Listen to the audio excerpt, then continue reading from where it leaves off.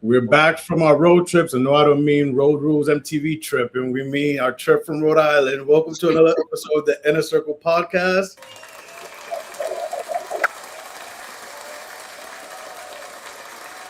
I am Charlie, and my best friend Melanie, my best girlfriend. How are you? I am good. How are you? Not even 24 hours ago. I know. I literally saw you not too long ago. Yeah, so we came, my little intro road trip, and we went on a little road trip to Rhode Island this past weekend. It was fun. It was relaxing. Yeah. It was good to see. We went because it was Father's Day, so I went to see my dad. I haven't spent Father's Day with my dad in years. It's been years, so it so happened because of the weekend and Juneteenth. Shout out Juneteenth. Juneteenth, Providence Pride, Father's Day, Summer solstice. It was a weekend. It was a weekend. But if this weekend is any indication of the summer, this is going to be a good summer. It's going to be a good summer, but I like the balance that I had because if you notice, I did not, we went, we did some things that we wanted to do in Providence. Obviously, you visit family and such, but I didn't do nothing prideful. Yeah, I was like, you're staying in? Listen, sometimes you got to listen to your body. Yeah. Sometimes you got to listen to your body, and my body was out on a Saturday at like almost. Yeah, you fell asleep earlier than I did, but also like we're medium aged. We can't be out in the streets like we used to. And not to mention, to be honest, I don't find it fulfilling to go out in a place where places close earlier than most. It was, the weekend, and it was probably because some things stayed open to 4 at least. So, but so, I mean, I didn't have FOMO either. I didn't have FOMO. I was like, you know what? Listen, I don't have to do everything every week or make every party, and that's something I have to remind myself this summer. Yeah, I want to be outside, but I don't got to make every event, and feel bad about it. But anyways, it was a good weekend nonetheless, and we're excited because we have a special guest today joining us to talk about things. It's been a while. Well, actually, no, we've had some guests recently, but it's been a while that we've had a guest. Melanie reached out to this guest and got me excited. Today's guest is a dynamic content creator, consultant, and advocate whose work sits at the intersection of menswear, lifestyle, and culture. Born and raised in the Bronx, the Boogie Dog Bronx, just like us, to a Puerto Rican mother and Dominican father, he brings a unique perspective shaped by his roots, community, and lived experiences. Known for his thoughtful approach to style and storytelling, he has built a platform that goes beyond clothing, exploring identity, confidence, culture, and the everyday experience that shapes Black men. Through his content, consulting work, and advocacy efforts, he continues to inspire meaningful conversations while helping people show up as their best selves. Please let's give a warm welcome to Kevin Montes. What's up? Welcome to the circle. What's up, y'all? Thanks for having me. I appreciate it. Yay. About that. How are you? Thank you. I appreciate it. I'm doing good. I can't complain. The week's been fun. I heard y'all talking about y'all weekend, and my weekend was eventful as well. I think summer 26 is going to be special. Yes. But I, too, cannot be outside too much. I'm getting old, so I got to cut it back a little bit. Same. We in New York. You were born in the Bronx, but you live. Where are you located? Where do you live? I'm in the Bronx. I'm in the Bronx now. I lived in Houston for a little bit, for a couple years, and then I moved back to the Bronx in May of 2025. Okay, all right. So I gotta ask. I'm thinking of going to Houston this summer. What do you think? Yeah or nay? Yeah, absolutely.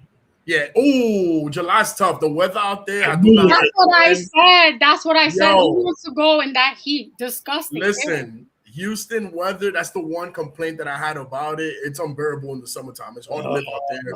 The real feel be like 115 with like 98% humidity. It's not fun. It's not fun. Yeah. So I would save that trip, honestly, if you want to experience Houston fully and be comfortable. I would recommend going in March. March is a good time. You still get like good 80-degree weather, things like that. But like midsummer, you're a brave soul if you do that. Let me ask you this. If I've been to New Orleans in the summer? Yeah. Could I handle Houston? I think it's equal in terms of like heat and humidity. Something about Houston's a little hotter than New Orleans to me, man. I don't know. Houston's a different beast. Man. Damn, So listen, I'm gonna try. It's part of my.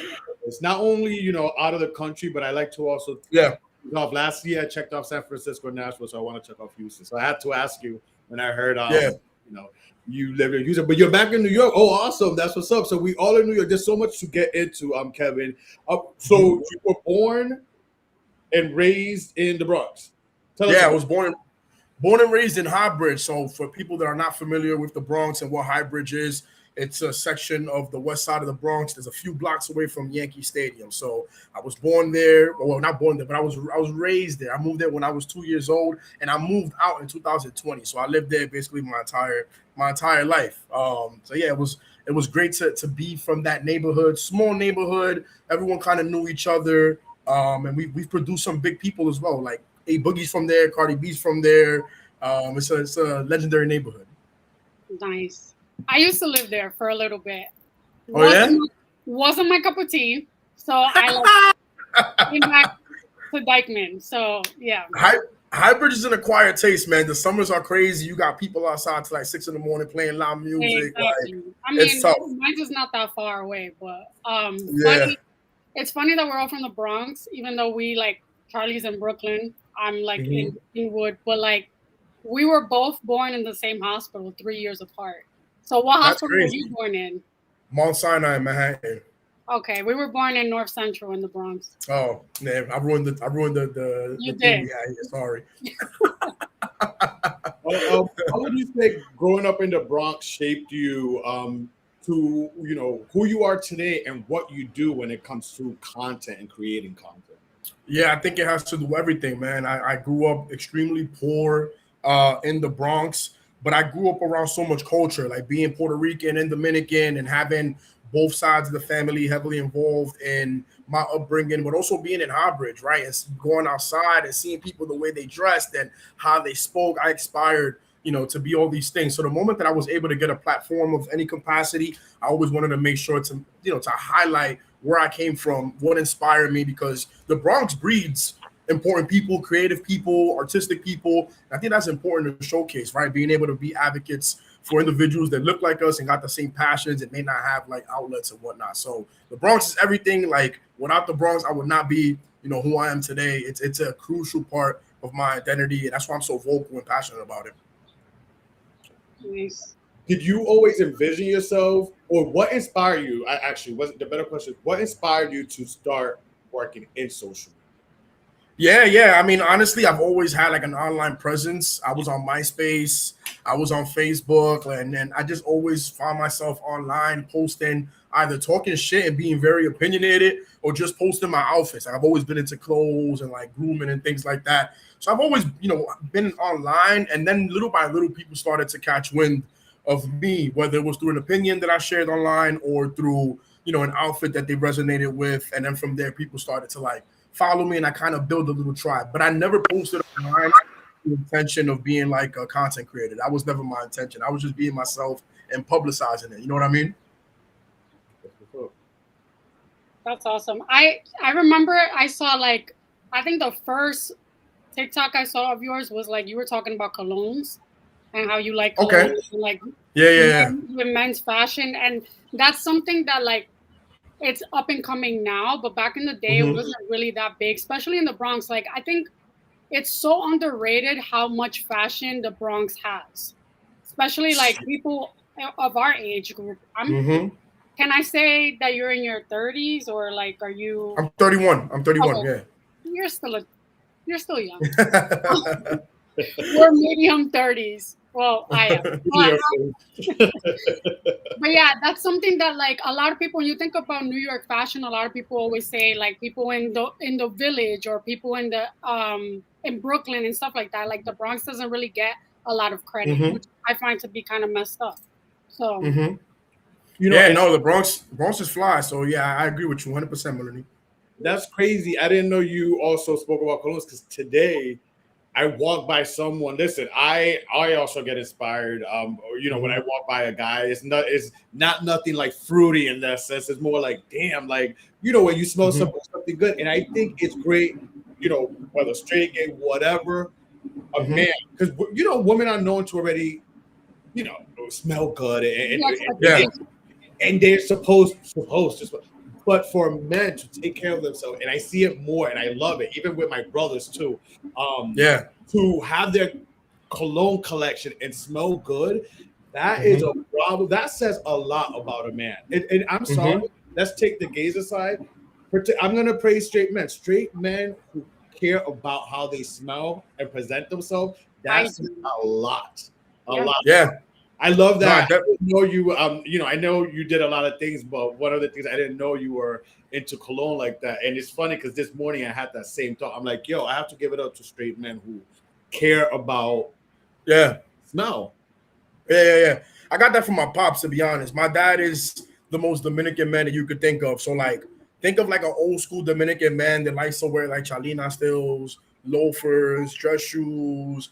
And he always, like, growing up, was always in the barbershop every Saturday and always had a good cologne on. So growing up and seeing him always dapper and smelling good, and people telling him, like, but do it when. I'm like, when I grow up, I'm trying to be like that. Like, I want to make sure that people feel my presence when I'm in the room, whether it's through my outfits or I walk by and they're like, damn, he smell good. You know what I mean?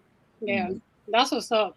That reminds me, that's like my uncle. The other day, I went to his house, and like, there's this distinctive scent, this thing that the aftershave when you go to the barber shop. You know what I'm talking about? I love that smell since I was little, and like I want to buy a bottle just so I can smell it. But obviously, I have a question. How do you balance authenticity with social media trends? Because you know that there's like some trends that some people get on, like they hop on, whether it's like clothing or things that they do.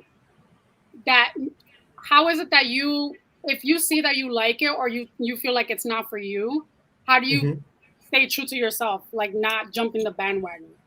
Yeah, I think first and foremost is understanding what gave me a platform in the first place, and that is my authenticity. Like, I've been unapologetically myself on every platform, whether it's through my opinions on culture, music, clothes. So I got to remember, whenever I do see a trend, does it add anything to my brand, right? Is it of substance? Does it add anything to my brand? And is it on brand? If it's not on brand, I usually don't partake in the trend. And I do have a lot of different soundboards that I get to bounce ideas off of, whether it's friends, family. My sister is a big creative. She works in the field as well. So I usually ask her a lot of questions. And if I get the feedback where it's like, nah, if it makes sense, you should do it. Or nah, that's that's a whole different field. Don't even tap into that. I take that criticism to heart, and I usually don't partake in trends that, again, are on brand. So with my content, I'm trying to make sure that I'm being as authentic as possible. So if I don't rock with it, I'm not talking about it. I'm not doing the trend. Like, I really personally have to have a passion, for the stuff that I'm creating. If not, then it kind of loses its purpose. What has been the biggest surprise about being a content creator, you would say? I think the reach that you have as a content creator. I think the moment that I realized, like, wow, people really listen to me and what I say. I was in Puerto Rico last summer with my mom. We went to the Bad Bunny residency, and I had people in Choli stopping me, asking me for photos. Oh, really? Oh, yeah, but I had people in Puerto Rico stopping me.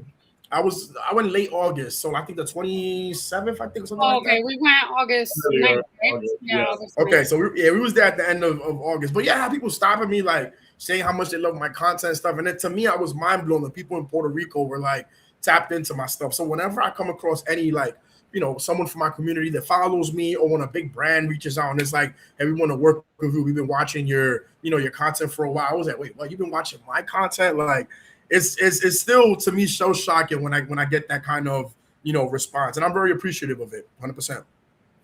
That's awesome. Yeah, very cool. Now, let's talk recently. Jennifer Lopez, you were born in the Bronx, left a little. Jennifer Lopez, just to laugh, makes me laugh. Jennifer Lopez recently, she's been in the news for a lot.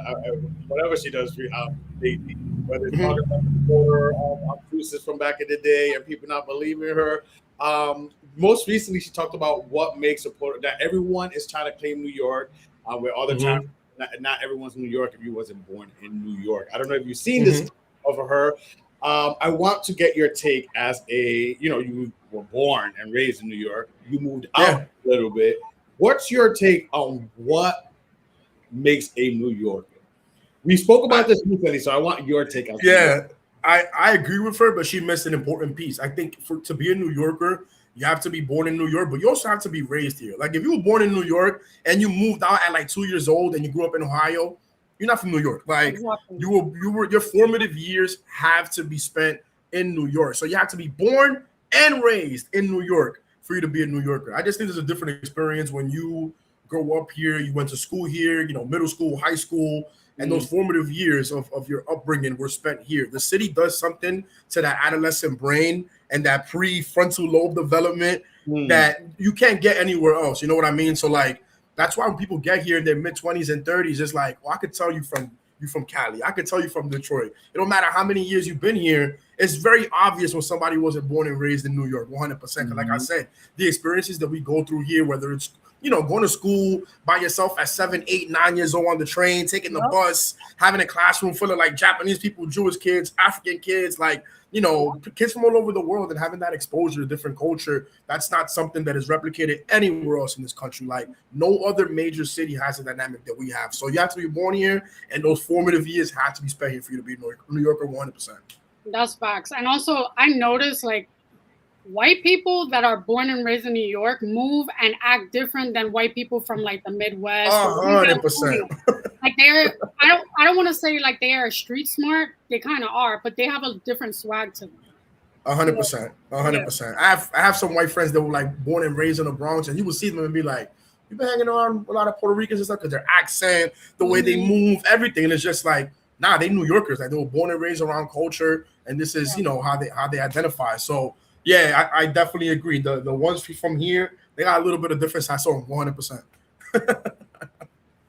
And we're gonna continue on with this and get into some other things with being a New Yorker and Puerto Rican culture. But first, let's try to get to know you a little better with one of Melanie's games. She's this is her game here on the show, and usually when we have a special guest, we like to play it. So without any further ado, it's time for Melanie's This or That.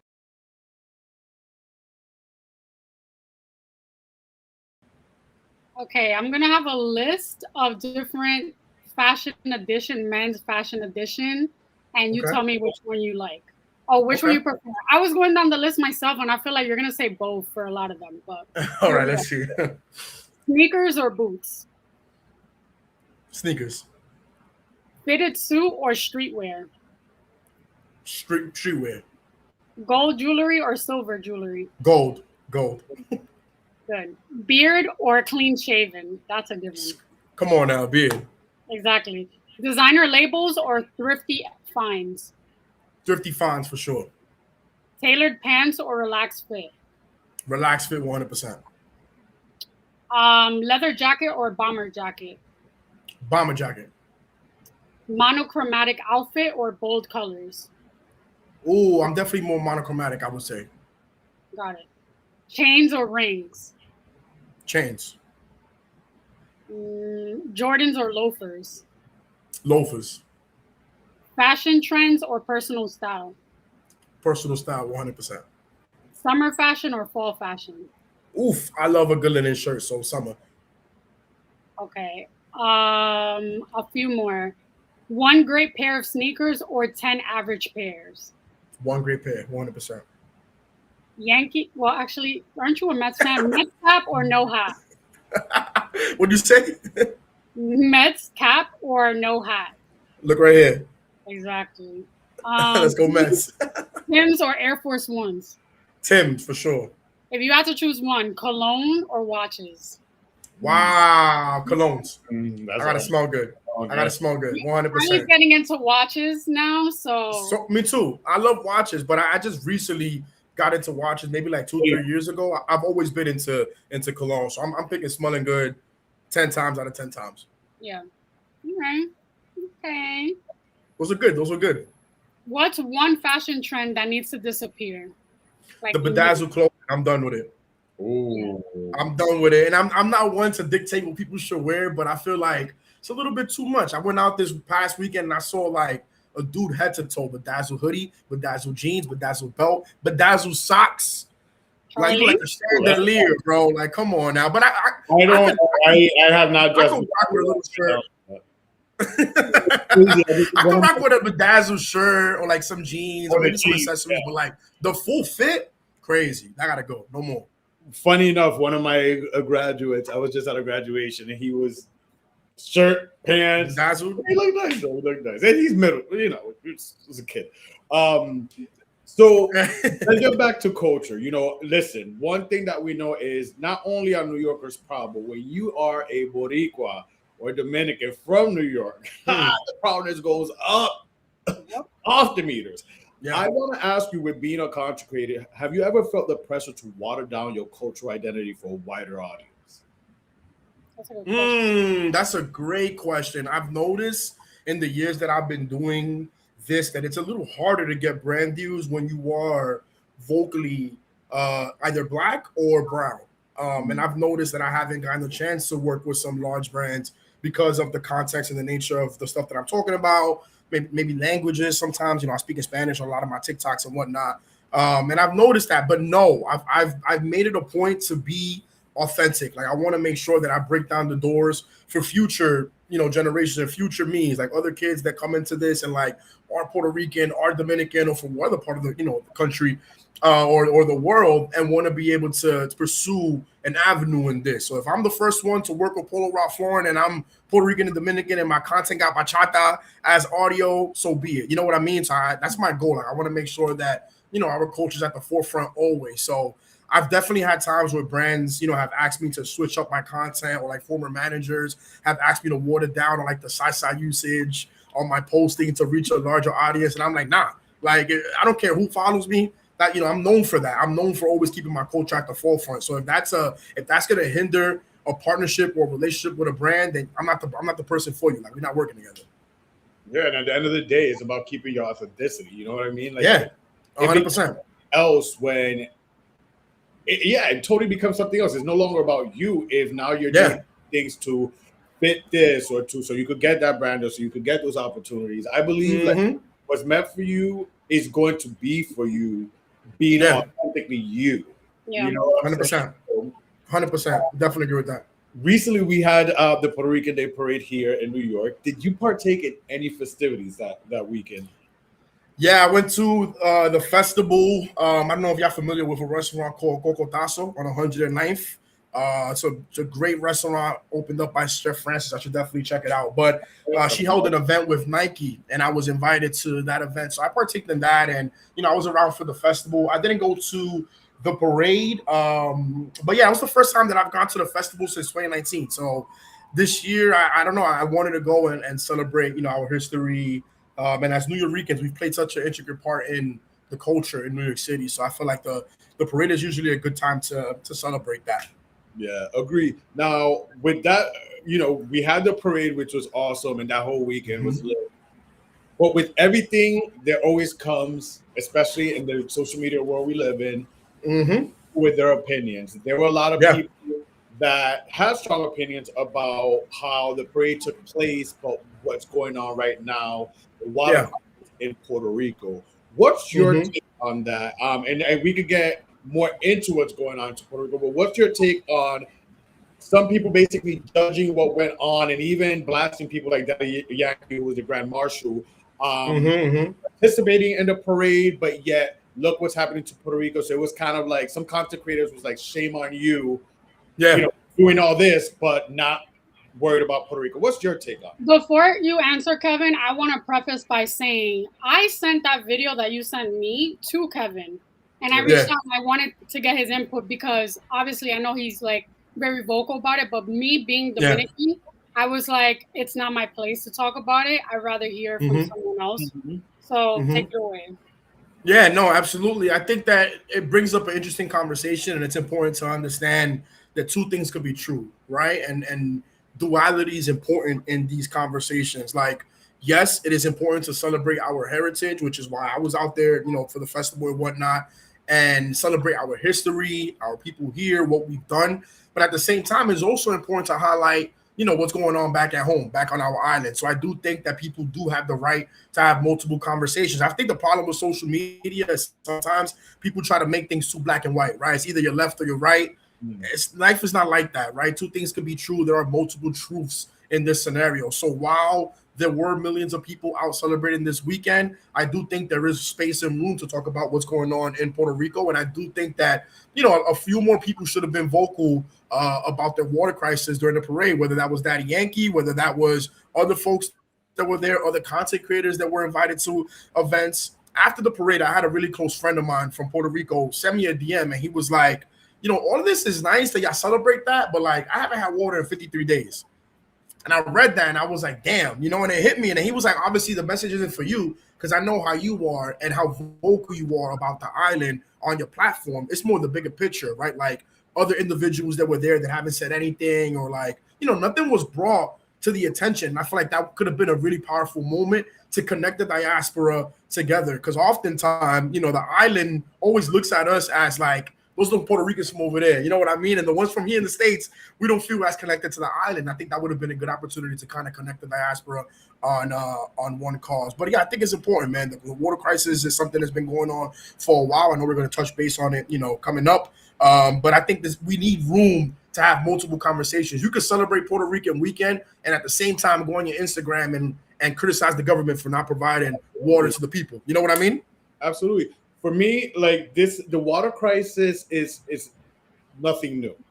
Yeah. I don't know if people remember, but these same memes and stories were popping up last year when, people were like, oh, wow, everyone going to Puerto Rico because the Bad Bunny thing. And it was kind of a thing last year. And I just feel it's that resurfaces every year, especially for some reason during the summer. Let's take it further back. I was one of those Puerto Ricans that moved out of New York when I was little, but I went to La Isla and I live in La Isla. So I'm one that could say, I remember this going on, and I'm medium age. I remember this going on in the early 90s when my parents find a big blue botellas, bottles, if you don't know what botellas is, the ones that usually at the nurses or the doctor's office, to boil water for my brothers, who were younger, or that's how we would take showers, and we would put it in the pans and stuff because I was out for a few days. And I lived in a condominium, one of the newer condominiums in Guaynabo, but agua todavía se iba. The water would still go. So for me, this is, for Puerto Ricans that maybe lived here or because of social media, everyone acting like, oh my God, this is new. This is something I've dealt with when I was a kid, and I ain't ashamed to say I'm 40.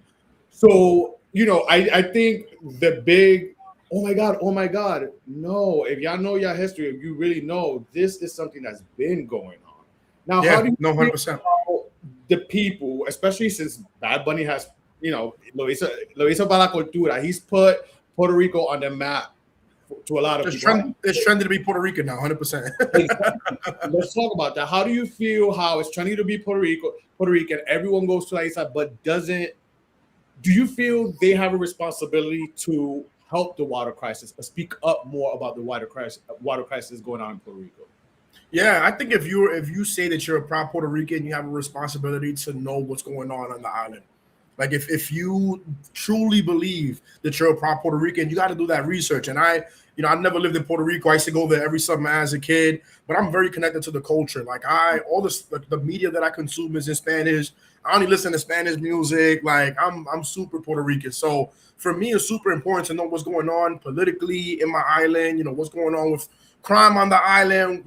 Culturally, artistically, fashion, everything that I'm into. I want to know what's going on. 'Cause I still got family out there. I still got friends. And I just want to be connected to the island because when you're not there, you know what I'm saying? That's the one source that you have to be like, me siento como en casa. Like I feel connected, right, through these things. So I think it's super important for people to, be up to date with these things. And like you said, this has been going on for a while. But I think a problem that happens within the diaspora is that once you leave the island or you're 2, 3, 4 generations removed from Puerto Rico, that interest in the island kind of goes away, right? And you're stuck in your diaspora bubble, whether that's in Philly, whether that's in Chicago, whether that's in New York. And I think that, again, you know what I mean? If you feel como un boricua orgulloso, you gotta do that research. You gotta know what's going on, and it doesn't take much. It just takes a little, Google search, read up why this is going on. Like my boys were asking me in the group chat, like, yo, Kev, what's happening in Puerto Rico? And I broke it down to them, and they're like, oh, that's wild. How did you know that? And I'm like, literally just Google it and read it. Like reading the news articles from over there, news reports, other content creators from Puerto Rico. They've been reporting on this for years now. You know what I mean? So the information is out there. People just have to have that curiosity and that yearning to want to know more about where they come from, right? Their heritage, their lineage. What do you guys think about the pressure that people are putting on Bad Bunny to be the one to like solve Puerto Rico's problems? I could definitely start. I think that I'm not one to hold celebrities to any pedestal. I don't think that's their role. I think that's the energy that we need to have with local government in Puerto Rico. 100%. The reason why Puerto Rico is going through this is because of the government. It's political, 100%. And it's been this way for a long time. This is a result of colonialism. So when you hold these people, like I love that Bad Bunny is so vocal and has spoken out against the government and has put Puerto Rico on the map. That's not his job, though. You know what I mean? Like, we love it. It definitely brings eyes to the table and eyes to the problem, and other people that don't know what's going on become hip to the stuff that's going on in Puerto Rico. But this is the government. This is the government stuff. You know what I'm saying? We got to make sure that we're holding those local officials, accountable to be able to give people, the adequate necessities, whether it's electricity, water, stuff that people should have. You know what I mean? So yeah, I think that when we lose the plot, when we start to be like, oh, this artist got to start posting more about this, or like, how come there's no song talking about this, or like, how come he's not, you know what I mean? It's like we're losing the plot. Like we gotta lock in, and when it comes to topics like this, you gotta be myopic. You gotta have tunnel vision and know what exactly, who's responsible, what you're looking at, and who you're focusing on. No, I agree. He hit it on the nail. And Bad Bunny has been speaking out politically, whether in videos, like with J Balvin, like back in the day. So he's been very vocal about, even in his El Apagón, he gave us a 50-minute video history. So he's already been speaking up. So I don't know what more people would want him to do. And like Kevin, you said, they're not responsible per se. Yeah. Like, let's give it up to the man. He's already done enough there, but that's not his responsibility. But how do you feel? Let's get into even further cultural appropriation. We was talking about Karol G prior to the show, right?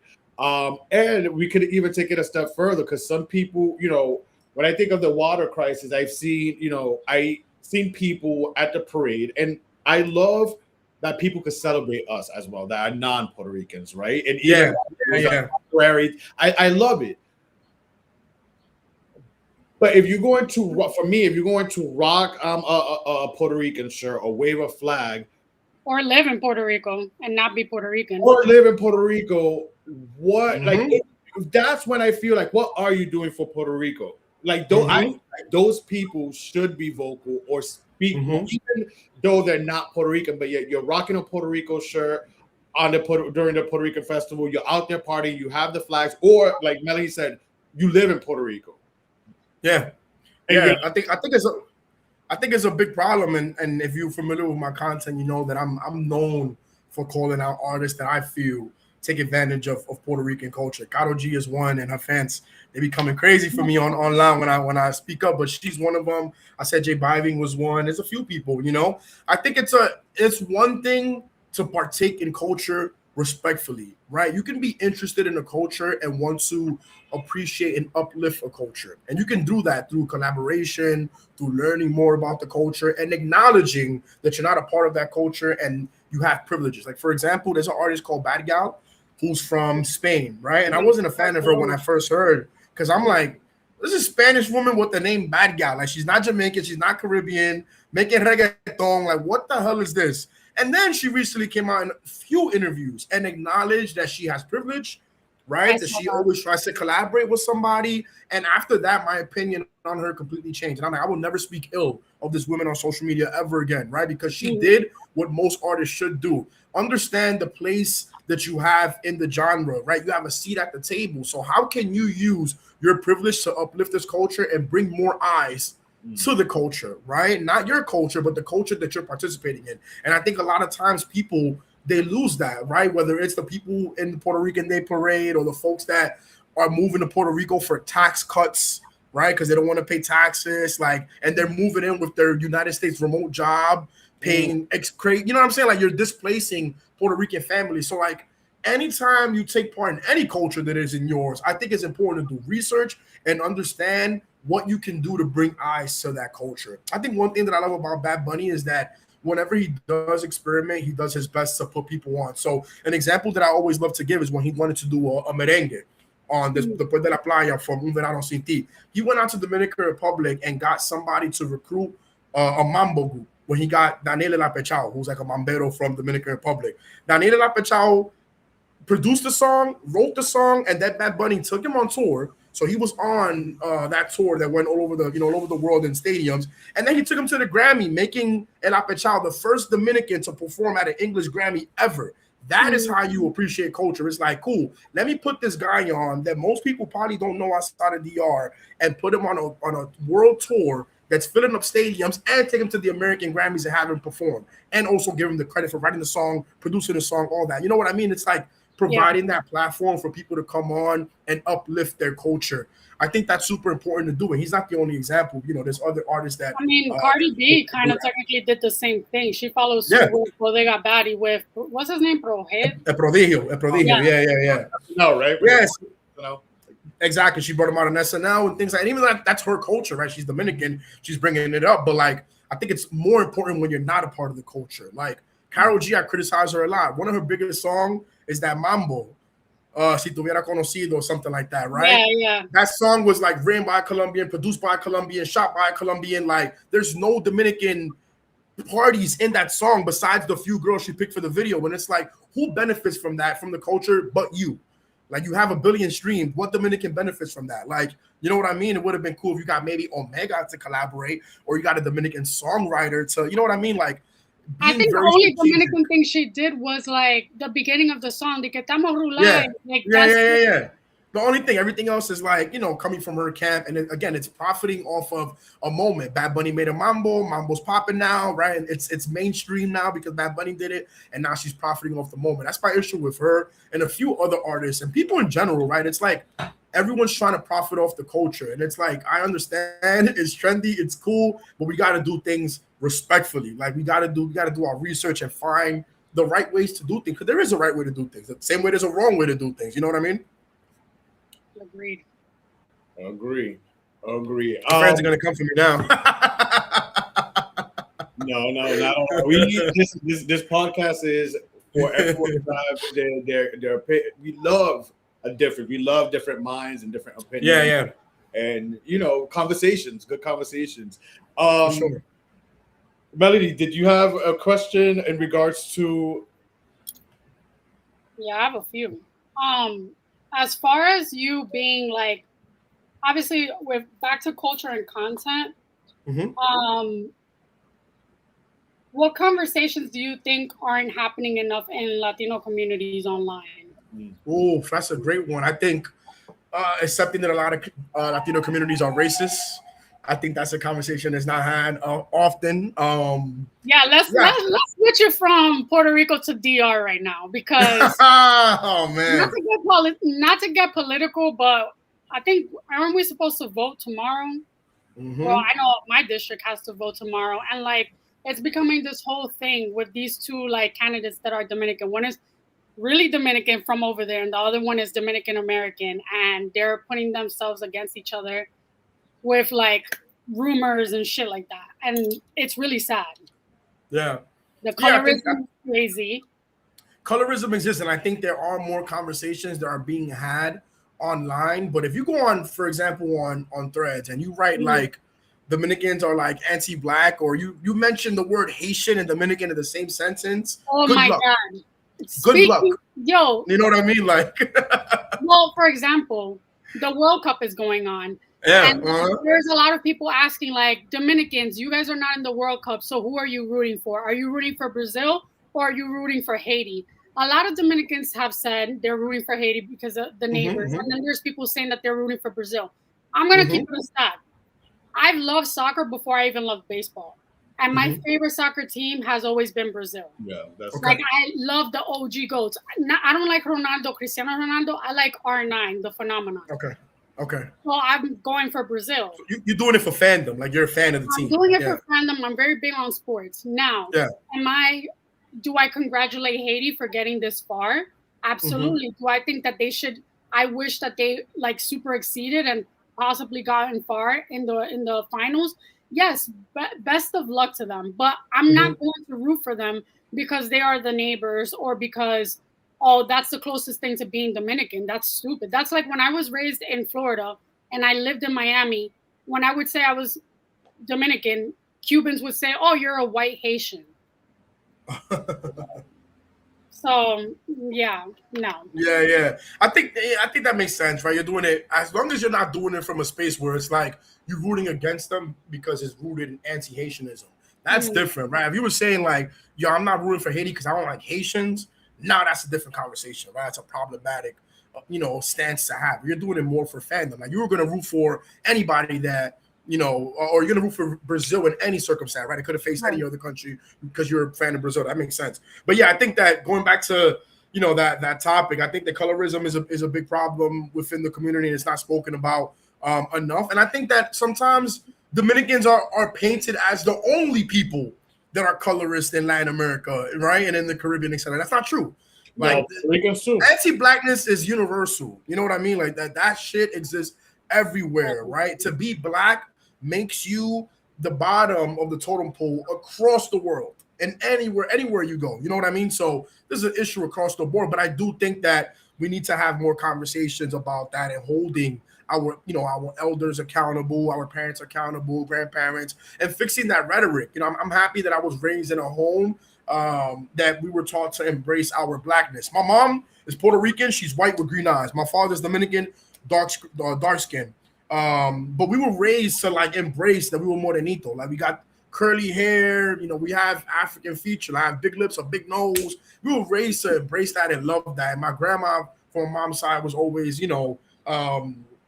very adamant about that, like self-love and whatnot. My dad too. So I'm happy that I was able to grow with that upbringing because it made me see myself in a different light. Right. When I got to college and people were calling me black, I didn't find the need to be like, no, I'm Puerto Rican and Dominican. It's like, nah, I'm black. Like, you know what I mean? Like I understand that. Like, yes, I'm ethnically Puerto Rican and Dominican, but you view me through the lens of a black man. You're only seeing my features and my phenotypes. You're not seeing where I grew up and where my parents is from. So I think that's super important, and those are conversations that definitely I think are happening more now. But there's we still got to bridge the gap a little bit.